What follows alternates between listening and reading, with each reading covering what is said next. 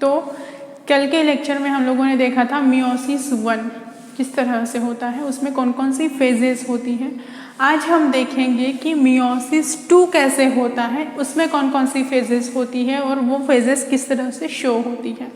तो जब हमने देखा था मियोसिस 1 तो हम लोगों को यहाँ तक याद है कि मियोसिस 1 में एक सेल से 2 सेल का फॉर्मेशन हो गया था with the help of cell plate formation.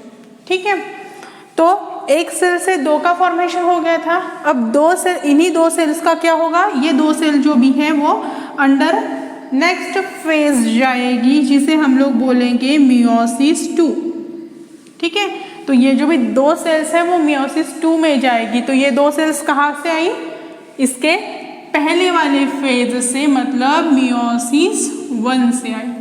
ठीक है, तो अब प्रोफेज 2 में क्या होता है वो देखेंगे। जैसे कि 2 सेल्स है, दोनों के दोनों सेल्स जो है वो प्रेजेंट है और वो अरेंज है अपने अपने सेल के इसमें। ठीक है, तो प्रोफेज 1 में जस्ट स्टार्ट होगी प्रोसेस, तो इसे हम लोग प्रोफेज 1 बोलेंगे जहाँ पर जेनेटिक मटेरियल या फिर क्रोमोसोम्स जो भी है वो रिकम्बाइन हुए हैं और अपने अपने न्यूक्लियस में बैठे हैं। नेक्स्ट होती है मेटाफेज 2। मेटाफेज 2 में हमेशा क्या होगा, मेटाफेज में हमेशा जो भी सेल्स रहेगी वो बीच में, मतलब इक्वेटोरियल प्लेन में आएगी। ये हो गया हमारा इक्वेटोरियल प्लेन। तो यहाँ पर जो भी सेल है या फिर हमारे क्रोमोसोम्स बोलेंगे हम लोग, chromosome present in the come in the equator.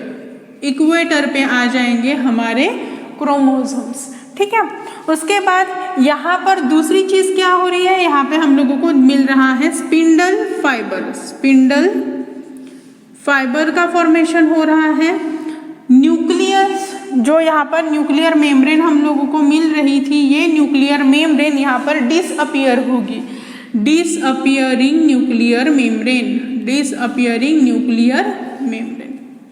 ठीक है, तो इसीलिए हम लोगों को आउटर मोस्ट मेम्ब्रेन नहीं दिख रही है। और ये जो भी मैंने निकाला है ये क्या होते हैं, वो होते हैं स्पिंडल फाइबर्स। स्पिंडल फाइबर्स क्या कर रहे हैं, जो भी क्रोमोसोम है उस क्रोमोसोम को पकड़ के रखने में मदद करते हैं। ठीक है, तो मेटाफेज में क्रोमोसोम इक्वेटोरियल प्लेस पे आते हैं और स्पिंडल फाइबर्स का फॉर्मेशन होगा, फाइबर्स का formation and nuclear membrane and the nucleolus disappear होने में शुरू हो जाते हैं। नेक्स्ट फेज इज, इसमें क्या हुआ, अभी क्रोमोसोम इक्वेटोरियल प्लेन पे आ गया। Next phase is anaphase.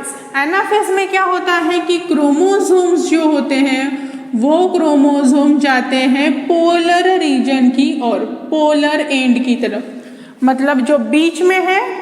ठीक है, ये बीच में है, तब क्या होगा, इसका आधा आधा पार्ट कट जाएगा, आधा ऊपर और आधा नीचे आ जाएगा। तो इस तरह से यहाँ से क्या होता है, ये जो भी सेंट्रियोल होता है, इस सेंट्रियोल से 2 आर्म ऊपर की ओर 2 आर्म नीचे की ओर ट्रांसफर होते हैं। तो यहाँ पे सेम चीज हो रही है, जो भी क्रोमोसोम यहाँ पर हमारा था वो क्रोमोसोम अब क्या हो रहा है, 2 प्लेन्स में या फिर 2 पोलर एंड की तरफ मुड़ रहा है।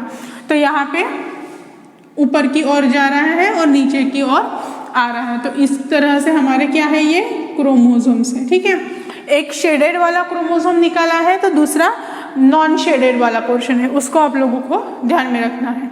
ठीक है, तो यहाँ पे गया पोलर एंड की तरफ। ठीक है, अब क्या होगा, अब यहाँ पे जो भी न्यूक्लियर मेम्ब्रेन दिख रही है वो न्यूक्लियर मेम्ब्रेन थोड़ी सी इन्वेजिनेट हुई है। इन्वेजिनेशन मतलब थोड़ा सा वो मुड़ गई है, मतलब डिवीजन के इसमें आ रही है। देखो यहाँ से भी मुड़ रही है, डिप्रेशन आ रहा है सेल पे, सेल मेम्ब्रेन पे क्या आ रही है, डिप्रेशन आ रहा है, उसकी वजह से वो क्या हो रही है, कॉन्ट्रैक्ट हो रही है।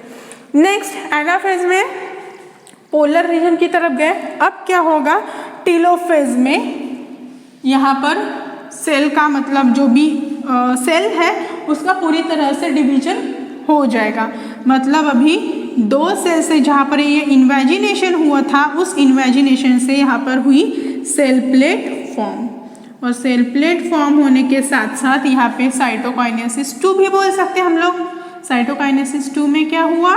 साइटोकाइनेसिस 2 में पूरा जो भी साइटोप्लाज्म है वो साइटोप्लाज्म का हुआ है डिवीजन, और साइटोप्लाज्म का डिवीजन होके सेल प्लेट का फॉर्मेशन हो रहा है। और सेल प्लेट का फॉर्मेशन होने की वजह से जहाँ पर हम लोगों को अभी 2 सेल्स दिख रहे थे वहाँ पे अभी क्या हो गया? 4 सेल्स का फॉर्मेशन हुआ है। तो इस तरह से यहाँ पे साइटोप्लाज्म का डिवीजन, सेल प्लेट का फॉर्मेशन, न्यूक्लियर मेम्ब्रेन अपीयर होगी फिर से, ठीक है, और न्यूक्लियोलस भी अपीयर, न्यूक्लियोलस अपीयर, ठीक है। तो यहाँ पे अभी हमारी जो मियोसिस 2 की प्रोसेस है वो कंप्लीट होती है। हम लोगों को सेल डिवीजन में सिर्फ ये ध्यान में रखना है कि इंटरफेज मतलब स्टार्ट करने वाली फेज, प्रोफेज मतलब जो भी हम लोगों को थ्रेड लाइक स्ट्रक्चर मिल रहा है हमारे क्रोमोसोम्स का, उसको अच्छी तरह से लॉन्ग और स्ट्रॉन्गर बना के एक पर्टिकुलर शेप में उसको प्रेजेंट करती है। नेक्स्ट मेटाफेज में हमेशा ध्यान रखना है कि जो क्रोमोसोम रहेंगे वो इक्वेटोरियल प्लेन पे रहेंगे। एनाफेज में हमेशा जो भी क्रोमोसोम इक्वेटोरियल प्लेन है वो क्या होंगे? पोलर रीजन की तरफ जाएंगे। और यहाँ पे मैं कुछ ये निकालना भूल गई, ठीक है, स्पिंडल फाइबर्स प्रेजेंट रहेंगे इस तरह से। और यहाँ पे क्या होगा? जो भी इक्वेटोरियल प्लेन पे गए वो पूरी तरह से इक्वेटोरियल प्लेन में जाकर वहाँ पर न्यूक्लियर मेम्ब्रेन रीअपीयर होती है, न्यूक्लियोलस रीअपीयर होता है और साइटोप्लाज्म का होता है डिवीजन। इस तरह से 2 सेल्स से 4 सेल्स का फॉर्मेशन हुआ है, ठीक है। तो यहाँ पर इसीलिए हम लोग बोलते हैं कि meiosis is the phase where the 4 daughter cells are formed. 4 daughter cells are formed where in the mitosis there are only the 2 daughter cells formed from the 1 parental cells, ठीक है। तो इस तरह से यहाँ पे हमने हमारा जो 7th नंबर का चैप्टर है सेल डिवीजन उससे कंप्लीट किया है। अब हम लोग देखते हैं कि सेल डिवीजन हमने पढ़ तो लिया, लेकिन ये कहाँ पर यूज़ होता है। जब भी हम 12वीं में जाके इनहेरिटेंस का चैप्टर देखेंगे, म्यूटेशन का चैप्टर देखेंगे, या फिर जेनेटिक की जो भी चीज़ देखेंगे, मेंडल्स के लॉ पढ़ेंगे, वहाँ पर हम लोगों को सेल डिवीजन के बारे में पता होना ज़रूरी होता है। तो इसीलिए हम लोगों को 11वीं में दिया है सेल डिवीजन का चैप्टर, ठीक है। तो इस तरह से सेल डिवीजन का होता है माइटोसिस और मियोसिस। माइटोसिस में 2 सेल्स, मियोसिस में 4 cell. Mitosis occur in only the 1 phase, prophase, metaphase, anaphase, telophase, while the meiosis is occur in the meiosis 1 and the meiosis 2. Meiosis 1 contain prophase 1, anaphase 1, telophase 1 and the metaphase 1, ठीक है। Meiosis 2, prophase 2, metaphase 2, anaphase 2, telophase 2।